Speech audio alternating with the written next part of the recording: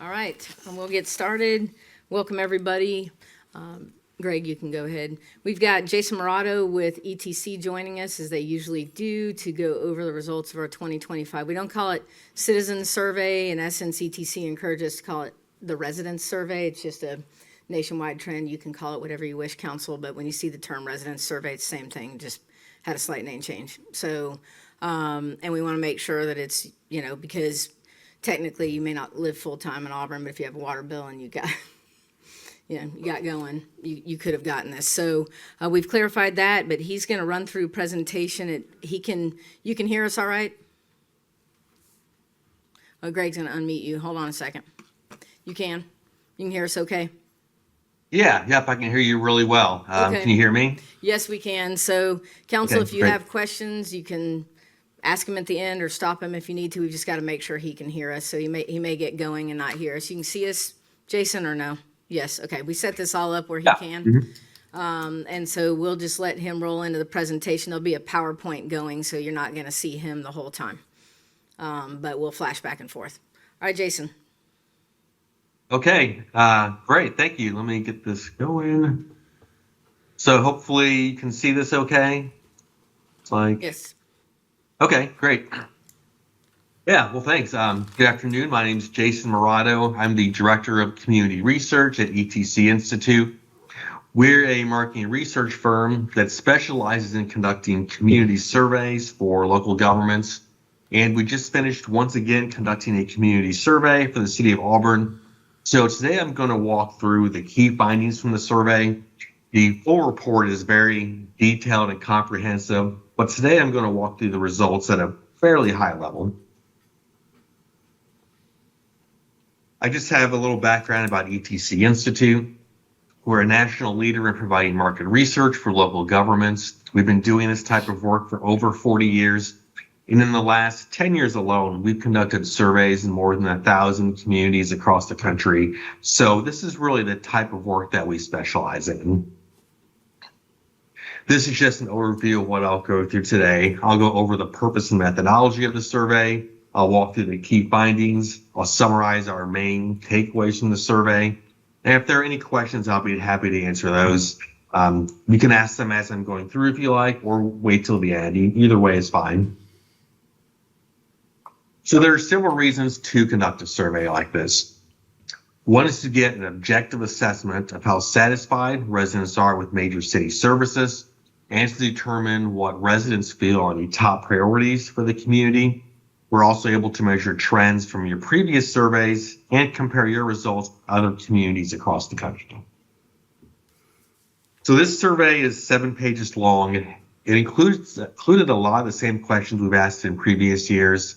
And it's definitely one of our longer surveys. I mean, it takes residents on average 15 to 20 minutes to complete. The survey was administered by a combination of mail and online to randomly selected residents throughout the city. We received a total of 609 completed surveys. Our goal was to get to 600, so we accomplished that. And the results of these 609 surveys at the 95% level of confidence has a margin of error plus or minus 3.9%. Essentially, that means that if we conducted this survey the same way 100 times, 95 times the results would be plus or minus 3.9% from what we're reporting. So the results are not perfect even for a statistically valid survey like this, but the margin of error is small. So here we have a map of the city. The red dots are households that completed a survey. So we had a good distribution throughout the city. And as we were administering the survey, we made sure that the demographics of survey respondents reflect the actual population of the city. So here's what we learned from the survey. We found that residents have a very positive perception of the city of Auburn. 93% of respondents rated Auburn as an excellent or a good place to live, and 92% rated Auburn as an excellent or a good place to raise children. And those are some of the highest numbers anywhere in the country. We found that overall, the satisfaction ratings this year are similar to what they were on your previous survey in 2022, which is a good thing because your results were very, very high in 22. 2022. In fact, they're some of the highest ratings anywhere in the country. So the fact that they've stayed at that level really is a good sign. We found that satisfaction with city services is much higher in Auburn than it is in other communities. And this has been consistent every year we've conducted your survey. Auburn rates significantly higher than the U.S. average in 57 out of the 59 areas that we compared. And this is based on a national survey that ETC Institute conducts every 1 to 2 years with randomly selected residents all across the country. We'll look at this in more detail in a little bit, but there are a couple of areas I wanted to make sure to highlight. One is that satisfaction with the overall quality of city services rates 38 percentage points above the U.S. average. That's one of the most important questions on the survey, because here we're asking residents to take into account all the services that the city provides and really give an overall satisfaction rating for how well you're doing at delivering services. And then one of the areas where you rate the farthest above the U.S. average is the overall quality of customer service, where Auburn rates 40 percentage points above the U.S. average. And then the top overall priorities, and these are the same priorities as your last survey, flow and management of traffic and maintenance of city infrastructure. So first we'll look at some general perceptions residents have of the city. Here we ask residents to rate their perceptions of the city of Auburn in a number of different ways.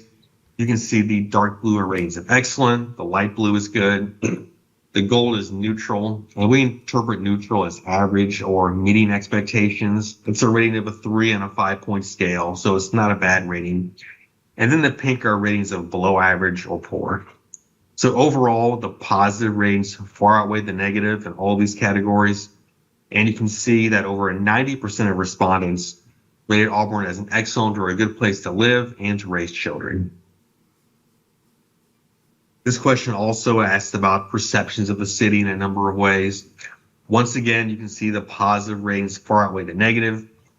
If you look at that top row, you can see that 87% of respondents are satisfied or very satisfied with the overall quality of city services. And that's compared to only 1% who are dissatisfied. Now, this was the very first question on the survey. Here we asked residents how satisfied they are with major categories of city services. So here we asked residents to rate these areas at the big picture departmental level. And then later on in the survey, we asked about some more specific areas within some of these categories. So overall, you can see the positive ratings far outweigh the negative once again. The only area that had a high level of dissatisfaction was flow and management of traffic, which for a fast growing city is pretty typical. So we also found that satisfaction with the overall quality of city services is high in all areas of the city. So here we have a map of the city. Again, we broke the results out by census block group. So these are fairly small areas. And this tells us if residents in different parts of the city have different perceptions of the city or rate services differently. This map is for the overall quality of city services. And you can see the entire map is blue. In fact, there are quite a few areas in dark blue, which is the highest possible rating. So this tells us that residents in all parts of the city are satisfied with the overall quality of city services. And it means you're doing a great job providing services equally all throughout the city.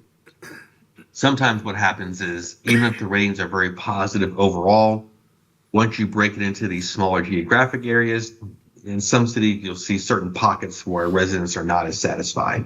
But here you can see that's not the case at all, as the satisfaction is high all across the city. This map shows how residents feel about Auburn as a place to live. And not only is the entire map blue, but most of it is dark blue, which again is the highest possible rating. So this shows that residents in all parts of the city are satisfied with the city of Auburn as a place to live. And this shows how residents feel about Auburn as a place to raise children. Again, the entire map is blue, most of it being dark blue, showing that residents all throughout the city feel that Auburn is an excellent place to raise children. Mm-hmm. So I mentioned earlier that satisfaction with city services is much higher in Auburn than other communities.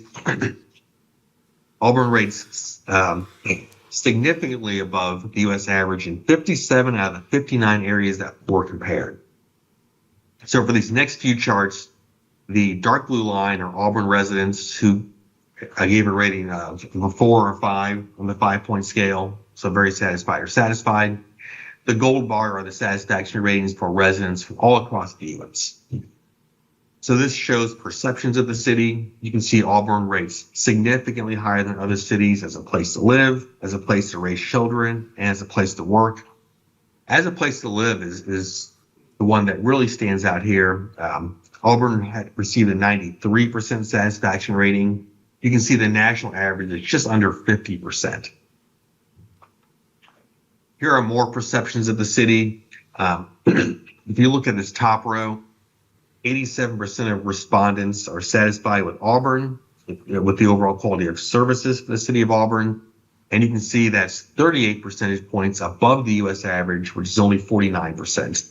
And again, that's one of the most important questions on the survey. If you look at the third row down, overall value received for city tax dollars and fees, you received a 73% satisfaction rating, which isn't as high as some of the other ratings you received, but you can see the national average is only 33%. So for that question, a 73% satisfaction rating is a very, very high rating. In fact, it's more than double the U.S. average. Here are comparisons for major categories of city services. So in 9 out of the 10 areas, Auburn rates significantly above the U.S. average. As you can see, this includes public safety, trash and recycling, school system, libraries, parks and recreation, infrastructure, codes and ordinances. One of the areas that really stands out here is customer service, where Auburn has a 79% satisfaction rating, which is more than double the national average of 39%. And then effectiveness of communication with the public is another area that really stands out, where you're more than 30 percentage points above the U.S. average. The one area that does rate lower than the U.S. average is flow and management of traffic. You can see you received a 40% satisfaction rating. National average is 45%. But for a fast-growing city, it's not surprising that rates a little bit lower. Here are comparisons for satisfaction with city leadership. You can see in all 3 areas, Auburn rates significantly higher than other communities. That includes the overall effectiveness of the city manager, quality of leadership by elected officials, then level of public involvement in local decisions. So now we'll look at the trends. I mentioned that overall the satisfaction ratings this year are similar to the previous survey in 2022, which again is a good thing because the ratings were very, very high in 2022. These comparisons are for major categories of city services. The dark blue line are the satisfaction ratings for this year's survey. The gold bar are the satisfaction ratings for 2022. So you can see in most categories, the ratings are very, very similar. Most of these items are within 1 or 2 percentage points of where they were 3 years ago. The one area that's had a significant increase in satisfaction is the quality of parks and recreation, which went from 80% satisfaction 3 years ago to 87% this year. The one area that is down is flow of traffic and management, which is down 7 percentage points from 3 years ago. Now, here are the areas in the survey that had among the biggest increases and decreases in satisfaction since 2022. The biggest increases were the quality of community recreation centers, quality of fitness areas within recreation centers, quality of playgrounds, the availability of outdoor dining venues, and then the maintenance of city streets, which was a high priority on your last survey. So that's a good sign that there's been an improvement in that area. The biggest decreases in satisfaction since your last survey were the quality of new industrial development, ease of travel by car, control of nuisance animals, cities planning for future growth, and the quality of new residential development. So now we'll take a look at top priorities. So earlier we saw how satisfied residents are with major categories of city services. As a follow-up question, we asked which of these services should receive the most emphasis from city leaders over the next 2 years. So you can see the top two priorities by a pretty wide margin are flow and management of traffic and maintenance of city infrastructure. And this is consistent with your last survey. Now, these next few charts are something we call the important satisfaction rating. And this is a tool that we use to help communities set priorities. This analysis is based on two types of data. First, we ask residents how satisfied they are with city services. Then we ask which services should receive the most emphasis from city leaders over the next couple of years. So which are the most important? And the idea behind this is that those areas that have a combination of low satisfaction ratings, but at the same time are rated as the most important, are the ones you recommend as the highest priorities to focus on. So this first chart is for major categories of city services. You can see by far the top two priorities, which is consistent with what we just saw in the previous slide: traffic flow and management and maintenance of city infrastructure. These are the top priorities specifically on city maintenance. You can see the top priorities are maintenance of city streets. Now we have seen an increase in satisfaction with the maintenance of city streets since your last survey, but it is still a high priority for residents. The other top priorities are the adequacy of city street lighting and maintenance of biking paths and lanes. When it comes to code enforcement, you can see the top priority is efforts to remove dilapidated structures, followed by the cleanup of overgrown and weedy lots. For parks and recreation, the top priorities are the quality of senior programs and the quality of walking trails. When it comes to downtown Auburn, the availability of parking stands out really as by far the top priority, with the second highest priority being the availability of outdoor dining venues. And then for public safety services, you can see everything here is in green. There's nothing in pink or yellow. And the reason for that is because the satisfaction ratings are very high just across the board when it comes to public safety. But having said that, the highest priorities for public safety are efforts to prevent crime and visibility of police in neighborhoods. So just a quick recap. We saw that residents have a very positive perception of the city of Auburn. There are a lot of examples of that in the reports, but what really stands out is that over 90% of respondents rated Auburn as an excellent or a good place to live and to raise children. And you saw that rated significantly higher than other communities. Overall, the satisfaction ratings are similar to what they were 3 years ago, which again is a good thing because the ratings were very high 3 years ago. And a lot of cities have had an overall decrease in satisfaction over the past 3 years. We saw that satisfaction with city services is much higher in Auburn than other cities. That's the case pretty much across the board on your survey, but a couple of the areas that really stood out were the overall quality of city services and then customer service. And then the top overall priorities, traffic flow and management of traffic and maintenance of city infrastructure. So overall, the results are very, very positive. And that is everything I had. So if anyone has any questions, I would be happy to answer them. Any questions? Jason, what was the sample size from 2022? Do you recall? The goal was 600 surveys that year as well. I'll have to see how many we ended up with, but I think we ended up with a little bit more last time than we did this time. But the goal each time has been to get at least 600 surveys. Steven's also looking that up, see who can get to it the fastest.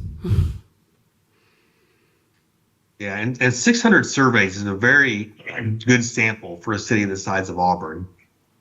Most cities the size of Auburn, our goal is 400 or oftentimes not more than 500 completed surveys. So 600 surveys it's a very good sample size for a city with about 85,000 residents, which is, I believe, what Auburn has. 2022 was 685.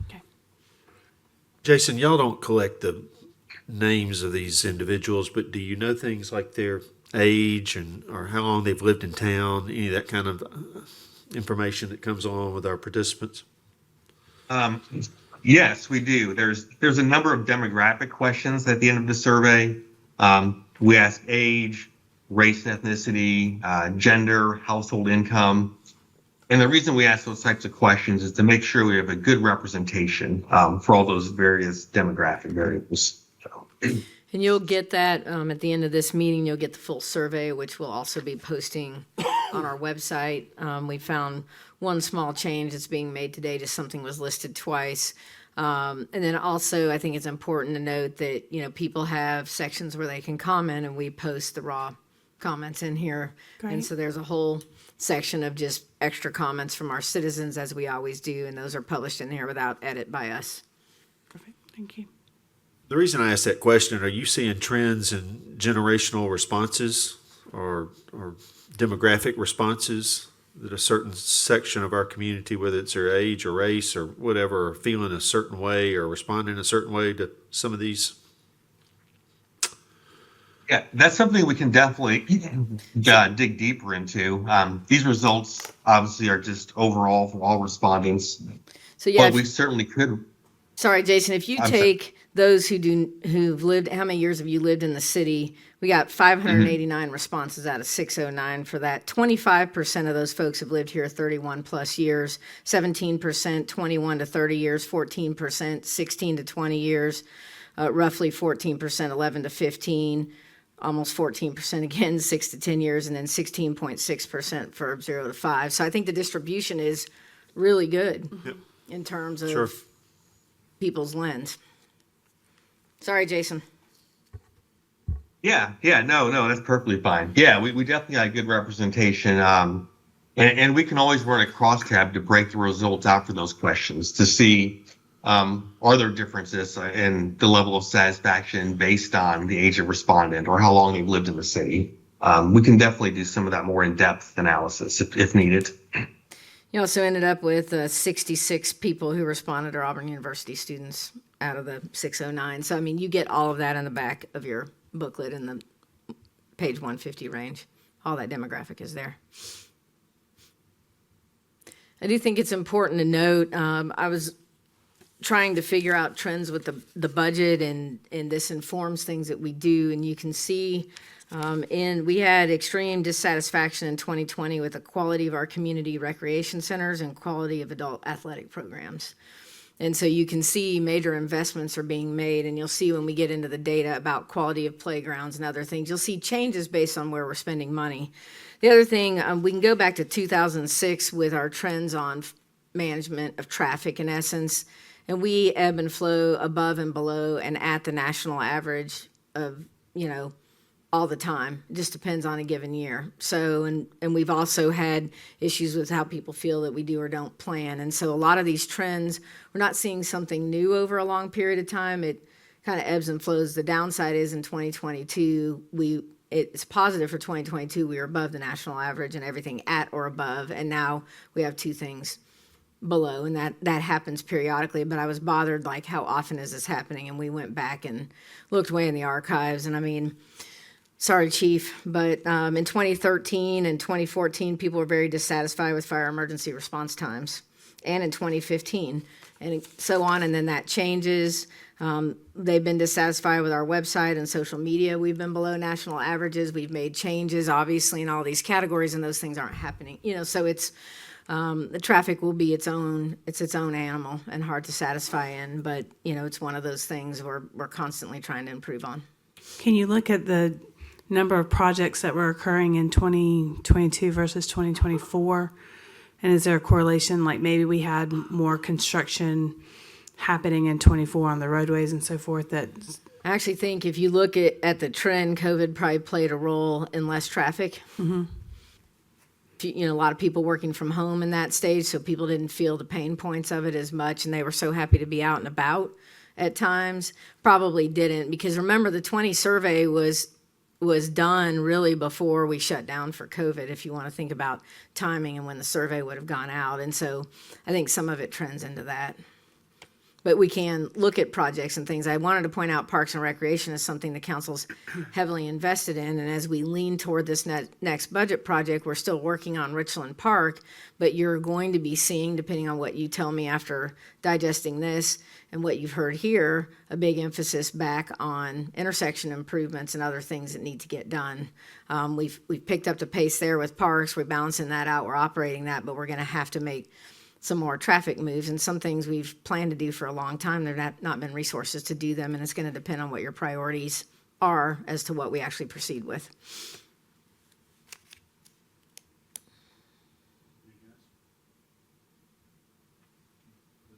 Down here? Just a point of clarification. The 609 surveys, if there had been an imbalance in some of the type of respondees, would you have thrown those out that you thought were too heavily weighted in one area? And did you do any of that? Jason, you did not throw surveys out that were valid. That's right. We did not throw surveys out. What we would have done is just gotten additional surveys from groups that weren't well represented. Or another option would be to weight the data. But we didn't have to do that. We had a very good distribution from the 609.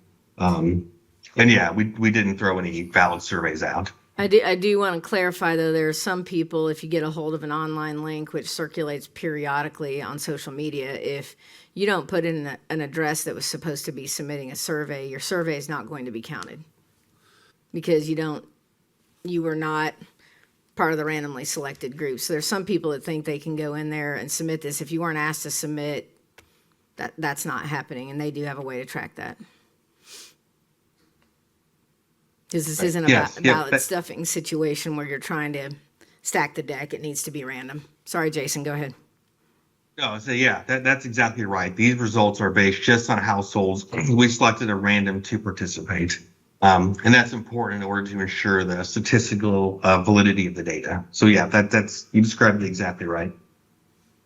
I have a quick question about the amount of respondents you sent your survey out to versus the amount that responded to you. Sure. The typical response rate for a survey, as long as this one, is around 12 to 15%. So we mail surveys to about 7 times the number of households as completed surveys that we need. So we mailed the survey to 4,000 randomly selected households in order to get those 609 completed surveys. So this was a typical response rate. Thank you. All right, Mayor, any other questions? Yeah, can we go back to the map of your respondees, please? One of the very first Sure. slides, yep. Yeah.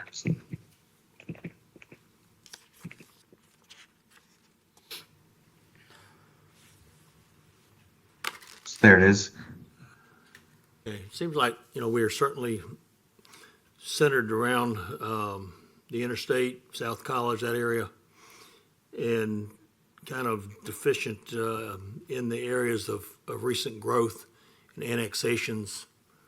What can we do to balance that out to get a more uniform set of responses? Well, in the future, we could try to send more surveys to those areas. Now, the more densely populated areas are always where we're going to receive the most responses, as these are supposed to represent, the population distribution of the city. But we could try to make sure in the future we send more surveys to areas where it feels like maybe we didn't get quite as good of a response this year. Yeah, I think that's a repetitive problem we've had in the last couple of surveys. So yeah, I'd urge y'all to take a look at that in the future. Sure. Any other questions? You good? All right, thank you, Jason. Thanks, Jason. Okay, great. Thanks, everyone. All right, we will give the council They're booklets, and we will be posting it on the website, and so you've got time to read through this, because it's got every category. It's a lot deeper, and most of you have seen this before than what he went through, and it's got all those, what I call raw responses, where people had things they wanted to say to us. So that's all in there. Thank you, real quick. And first of all, I want to say thank you. There's a lot of staff here today. A lot of that goes to y'all's work, your effort, your dedication, your commitment for our community. Certainly grateful for that. With that being said, certainly there are areas that the citizens want us to work on. From a traffic flow standpoint, from a staff level, and how are we managing traffic flow each day? Can you kind of talk about what that looks like? Just, I'll have our acting city engineer, who's better qualified than me, but she's our traffic engineer before she stepped into this role, so she's wearing two hats. But since she has been in this role, she and I have collaborated along with Scott Cummings, our executive director of development services. We've added a second full-time traffic engineer to our team, and then she can talk about the greater team. There's a lot of signal maintenance that goes on, but I would say that there's a lot of efforts that we do not have time today to discuss with you, but we would certainly be happy to set a separate work session. I think people forget there's a citywide traffic study that is done, that we actually implement pieces of that. Things sit in the CIP. We get constant traffic studies.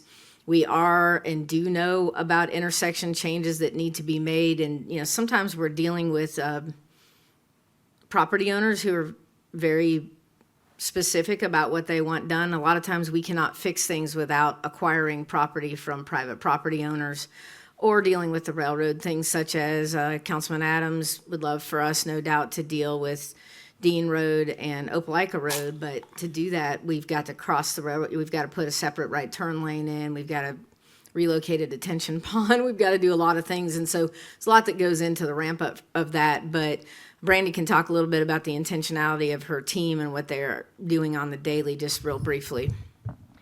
Yeah, and I just want to echo that also it takes a long time to get a roadway project from conception to construction completion. So there is a timeline associated with all of those projects. I will say that we've done a lot in recent years as far as our traffic signal technologies go. Have some of the best technology in the state for our signals, are well respected by other communities as well. And when it comes to that, y'all are aware of some of the things that we do remotely for funneling interstate traffic and the signal timings that we can change on the fly and things like that. We've implemented signal performance measures on corridors, coordinated timing patterns, and things like that that are always working to make those signal timings as efficient as possible. But there ultimately does come a time when those lanes can only handle so many vehicles, and then we have to start looking at alternate routes or widening those. It can be difficult to widen those, as Megan suggested, when we don't have the existing right-of-way and we're trying to do that in a confined area. So. There's a lot to it, so I think if the council's interested, this is always a priority of our citizens. It's a priority of you. You rated it very high last time, but if you want a refresher on what is going on, what are we evaluating, what's going on with development relative to how we look at traffic. I think sometimes there's a misnomer that we're just sitting at our desks waiting for people to propose developments and we haven't thought about what might happen, and that's furthest from the truth. That's why we have a major street plan you've heard much about from citizens. That's why we're constantly looking at intersections. We're going to talk during this budget period about a new collector road that goes from Donahue to College in the Yarborough Farms and New High School vicinity. We've talked about it lightly with you, but we're going to be talking a lot more about that coming up. Donahue widening's underway. There's, in terms of design, there's many things, and it is not a reactive posture, but there are times we also can't signalize an intersection when it's not warranted. So there's just many moving parts, and also appreciate the Alabama Department of Transportation, but when they control a right-of-way, they have a very different view than we do about what warrants a traffic signal or a roundabout, and we're just dealing with a number of things. And I think, as Brandy indicated, transportation projects, North Dean Road and East University Drive, is disruptive when it's under construction, but boy, is it great now.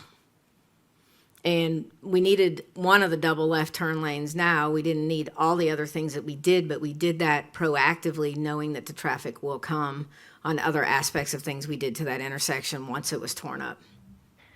And adding on to something Megan mentioned, such as the development, we do work with all those developments. We get them to do traffic studies, we evaluate them. In some cases, they have to make improvements. In other cases, we partner with them on current or future improvements. So there are things that are in play and in process, but it does take time sometimes to get those. We just approved two Constructed. Tuesday night. You did, Shelton actually, Road, yes. Mill Creek. We sure did. So Megan, I would suggest to the council that as we move forward with our budget hearings and decisions over the next 90 days, and traffic being obviously something that's going to take a heightened look from the council level, that maybe having a specific time where the council can come together with staff and learn some things and ask some questions would be valuable before all that starts. Totally fine. I remind you, you will have My 4 budget recommendation, I hadn't workshops talked to this year a single that, soul up here about it. yeah, you've got 4 budget workshops already scheduled basically that you will have. And if we want to do this is fine to do, but we need to schedule a 5th one because of the volume of information we'd like to provide and have dialogue with you about. And so we can do something traffic specific somewhere in all of that.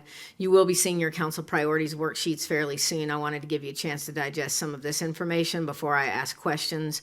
We're going to do some things a little differently. I'm going to ask you a lot of very specific transportation questions because we have more projects that we need to do or would like to do than we can do. And so I need your lens based on where you stand as the elected officials, what you'd like to see. I know what we think, but I need to know what you think as I prioritize them and propose them to you in the budget. And you have the right to change those around if that's what you want to do. But there are only so many that we can do. Absolutely.